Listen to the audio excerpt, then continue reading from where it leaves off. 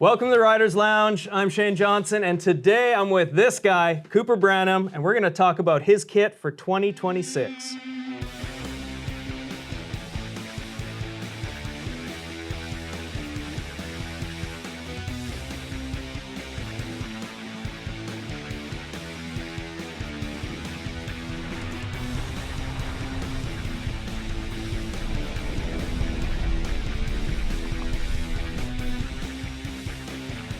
All right, Coop, stoked you're here, man. Yeah, thank you for having me. All the way from where did you come from? Gig Harbor, Washington. 8 hours. Okay, so not too bad. Yeah. Not too bad. And why are you here in Nelson? We're here. It's late November. We're here for Baldface First Maturity. Got the Nidecker crew up here, and we're doing some first aid and avalanche training before the season gets kicked off. Good, good. Yeah, this is. We talked to Jess Kimura last year about this too. She'd spent some time up there.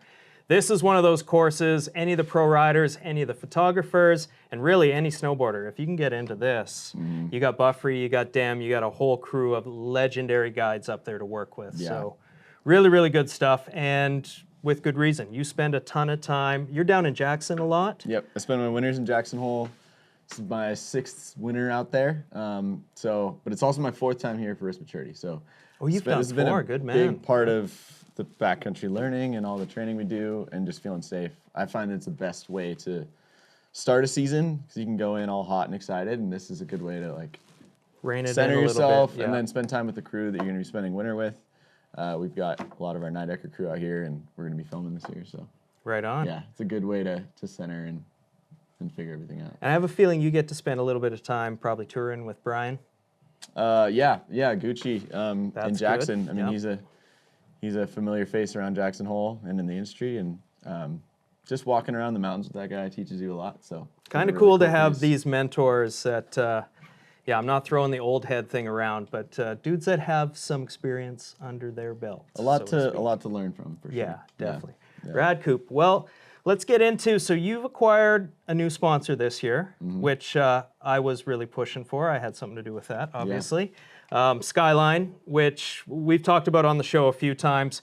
Cooper now has probably the most hours in the new gear that we launched this year. So he's wearing the Super Furnace right now, which has been my street piece as well as my technical mid layer quite a bit.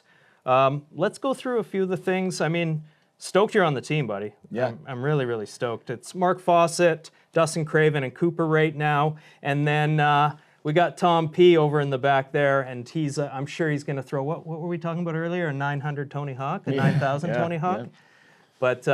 Yeah. But really excited to have Cooper as part of the crew, and just more guys out there testing gear too, and developing and just making this stuff better. Yeah, I think that's been a big attraction for the brand is technical stuff that, I have to rely on. We spend a lot of time snowmobiling in the winter, a lot of time shoveling jumps, just out in the elements, and technical gear that has simple features that do what you need when you're spending those hours, but it's also has the right fit, has a lot of thought that goes into it, and that's something that's been paramount for me. Yeah, we worked hard on the fit for this current season. I'll grab one here too.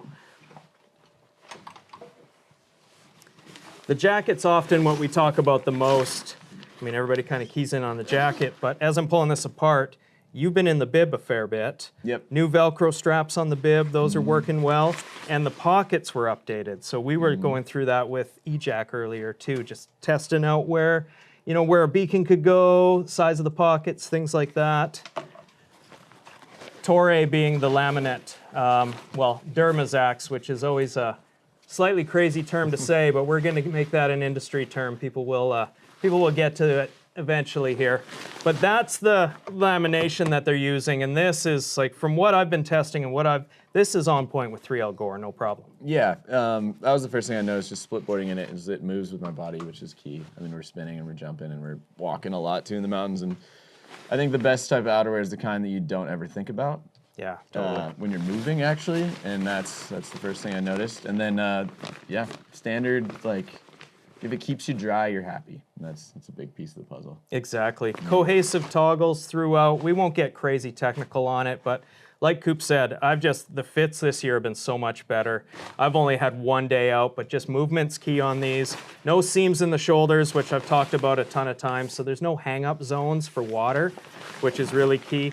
And this, all the stitching in the elbow to keep that elbow articulation. I think that's the number one thing I've noticed is just how well thought out everything is. There's so many jackets I've had on over the years that are, you find things as little annoyances.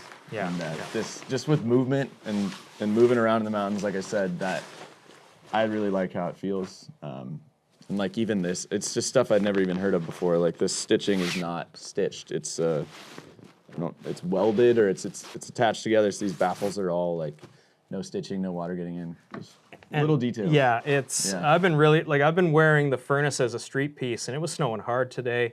No worry about anything like that. You're not going to get wet in a piece like that. But that interfaced with this is a killer setup when it's cold. All the windproofing, waterproofing, and then your core insulation there.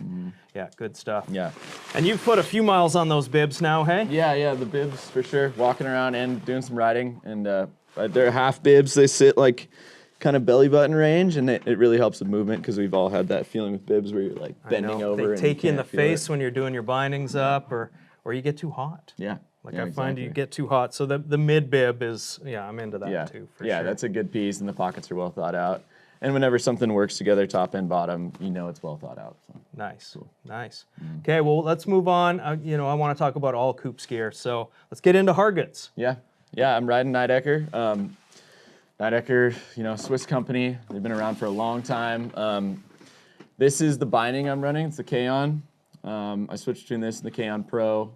It's a stiff, pretty aggressive, supported binding. I mean, I like a two-strap that does it all, and you crank it down, and it does what you need it to. Yeah, this strap piece has of the been puzzle. fantastic too. So damn comfortable. And the toe strap and everything, it can go both over the top and on the front. And if it holds me to my board, I'm happy with it. So totally. And I like this high back design too. Like anytime you get these ergonomics in a high back, cradle's a little bit better, but I run really hard angles, and I found that super supportive without having to move the high back around too, which is good. Yeah, that's a big piece. I know Taylor Gold was a big proponent for that too, because he gets real into his high back tech, and I've started to do that too, and being able to like move it around and adjust it with how your stance is cool. Now, are you running forward lean? I do a little bit, like 1 or 2 clicks. Same on each foot? Most of the time, I've started to play with a little bit. We have a theory with more on the front lately. Yeah, I've started to play with backing off the back foot and having more on the front. And the torsional, I like that. Just give you more heel edge pressure. What's your angles? I switch. I'm one of those people who will totally try everything. Good, dude, and just I'll mix it up, and maybe I'll have a bad day on it, but I don't like to stick in one way. So I'll go, right now, like 15-0 or 12-3, depending on the day. Okay. I've started to go back to more like 9-6 if just trying it all. Yeah. It makes you ride different, which I think is really fun. Well, and growing up, were you a park rat mostly? No. No, you were straight backcountry rider. Like all mountain. Yeah, I grew up at Crystal Mountain in Washington, which is pretty akin to Jackson Hole in the way it's laid out. Bowls and natural terrain and not a lot of park to go to. So that was a big piece of it. Very cool. Yeah. All right, well, let's get into that beauty boot there. Yeah, this is 2027. 2027, yeah. I think the coolest thing about Nidecker's boots that I've noticed is their slim profile. You can wear the same size boot as a lot of other brands, and you won't have as much bulkiness to it, and that goes a long way when you're just putting your foot in your bindings, when you're trying to minimize your drag and all that. It's really awesome. Well, boot out, like we talk about that a lot too. If you're a big-footed guy and you're running low angles. I run crazy angles, so I don't boot out. At low angles, you want the lowest profile boot. So if you get into a good toe turn on a groomer, you're not digging your toe in and face planting everywhere. Yep. Yeah, and again, just like the outerwear, a boot that you put on and you don't think about all day is a good boot. Yeah. So. Yeah. And what board are you riding? Let's get into the boards, because you ride a couple. Yeah, I switch back and forth. I mean, I like to ride a lot of different terrain. We're jumping and riding lines. Last year, we did a Hokkaido project with I know you're riding this, so I'm pulling it up. This is the Alpha APX. Spent most of last year on this board, at least in the powder. We did a full Japan trip, filmed in Hokkaido on this thing. What I like about it, it's got an interesting sidewall. I mean, you can call it a half cap and a lot of, classically, but this sidewall, you notice how this thing's radiused and it has a lot of power in the turns. for a board that's kind of, it has an early rise to it, and you know, it'll ride a little bit shorter than a traditional full cambered board, but then you've got a lot of power through these edges. So I find that I could ride it on a groomer and push power through it, but then ride it in powder, and it's pretty surfy too. So it switches depending on where you're putting your edge pressure. You riding the 58? 58. Yeah, same here. No, this board, Tom sent me one of these a year and a half ago now. And with the wingers, with the shaping, this profile, the camber back here was perfect. This became, I mean, you guys know, I rode this board a lot last little bit. This was one of my biggest surprises. And torsionally, it's snappy. This thing, you get it on edge, and it commands the APX. It fits the stiffness that I like, and like the me type too. of board that it should be, which is cool. Me too. Yeah. No, and just base pop for days for those badass methods you're throwing too, right? It's good to have a little pop on the base for sure. Yeah, right on. Yeah, this is one that first time I rode a Nidecker in the, I mean, I rode when I was a kid, like tiny kid, but in the more recent history when I was making the switch, I rode this up at Baldface during risk maturity. And cool. For that kind of terrain too, in the trees, really fun. Yeah. A lot of fun on that. Well, this makes my top 10. If you're only buying one snowboard and that's all you can do for a season, this really will do it all. And I mean, are you landing fakie on this ever? Switch? Yeah, for sure. Yep. Yep. It's doable. Yeah. Another board I switched between too is the Sensor Pro, which is our twin camber board. Pretty classic shape. Use that jumping, but I've also ridden lines on it. I'm the kind of person who doesn't like to put a board in a box, you know? You can do anything on a board. Yeah. So I like to switch. I like to, like I said with stance, like to try a lot of different things. And I like the way that different tricks feel on different boards. You do. Well, in the Sensor, you're probably riding a little more centered, obviously, right? Yeah, I don't like a true twin, so I do like to set back a little bit. I like the feeling of fakie, like skateboarding, grew up skateboarding, and I like when you're riding switch to feel like you're riding fakie. Yeah, yeah, totally. Personal. No, and I've always done it too, just to get the stiffness out of the tail. If you get back, you got a shorter tail, it's going to be stiffer, it's going to react and help you land better, usually, right? Yeah. Cool, Coop. Well, that's we were talking a little bit goggles earlier too. What are you wearing for gogs? Riding dragons right now. Cool. Yeah. Good, good. Yeah, we've been testing a bunch of stuff for those guys. They've been really good. Yeah. Cool. Any other key components in your gear?